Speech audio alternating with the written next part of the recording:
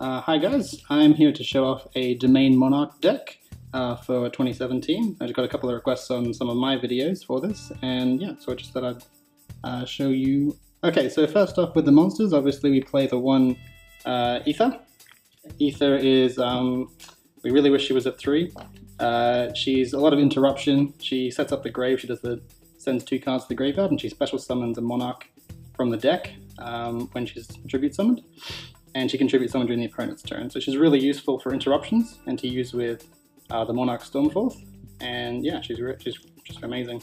You need her for Monarch decks. Then we play the 3 Erebus, the Underworld Monarch. So this guy's amazing.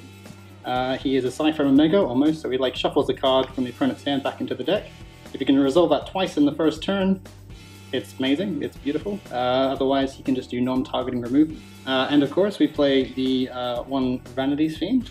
So the reason we play the Vanity's Fiend is obviously for the lockdown, but we only play the one because its defense is 1200, and all the spell and trap card support works with ones that have 1000 defense, like his brother. His brother, Majesty's Fiend, is amazing. In terms of lockdown, a lot of monsters these days use effects to special summon themselves, and Majesty's Fiend just helps with that. Then we've got our 3 Karaz. Karaz is draw power, and he works really good with this guy over here, Gofu.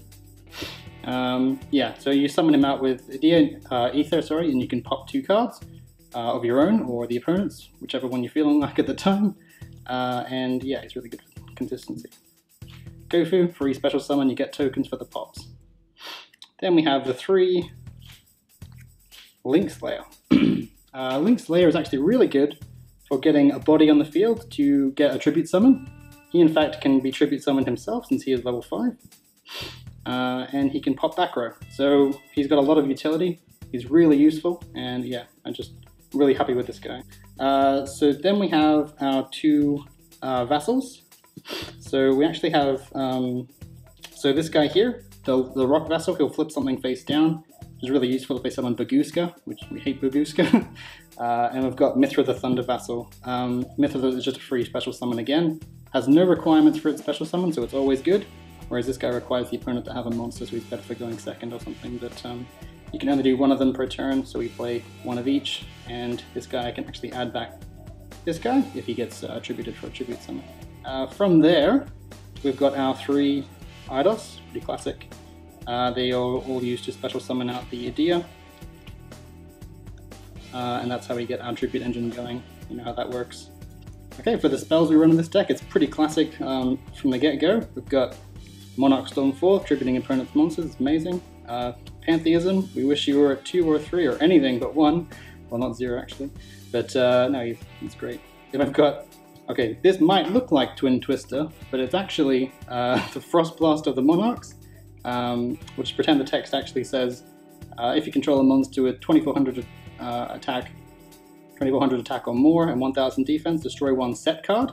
But that's set card, not set spell or trap, it's that set card, so they have a face down monster, like if you flip something down with the guy we saw before, you can destroy that as well, and it has a graveyard effect to pop something again.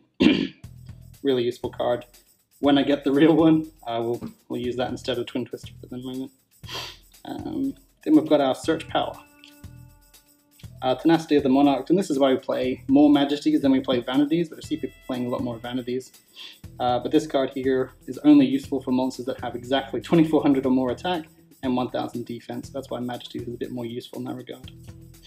Then we've got our more Search Power. Return of the Monarchs, really useful for searching all your Monarchs, searching your Majesty's Fiend, and you can pop it with Karaz to get more pluses, more draws.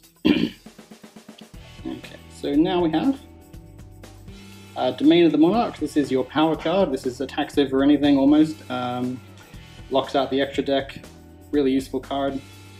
I wouldn't focus too much on it though, because it can get popped by something like Super Agent quite easily.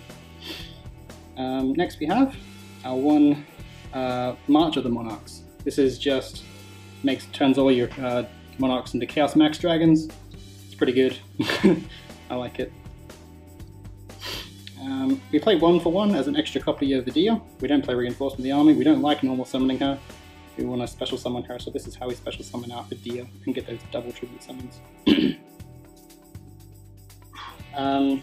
Next we have one Foolish Burial. This is, if you have a Monarch spell trap in hand, you can send Erebus to add him to hand, or you can send it to get Pantheism back and use it again. Fairly straightforward there. And it's Monarchs, so we don't play a lot of trap cards, but these are the trap cards we do play. We play one Monarch's Erupt, really good. Just skill drain for anything that isn't tribute summoned.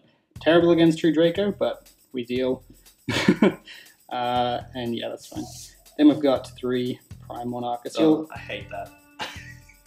It's such a stall card.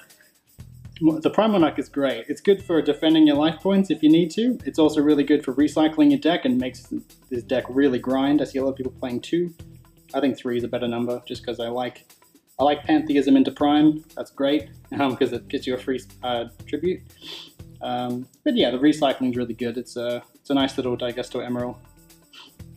And that should do it. Where's your extra deck? Oh, yeah, no, we don't have an extra deck. I wonder why, though.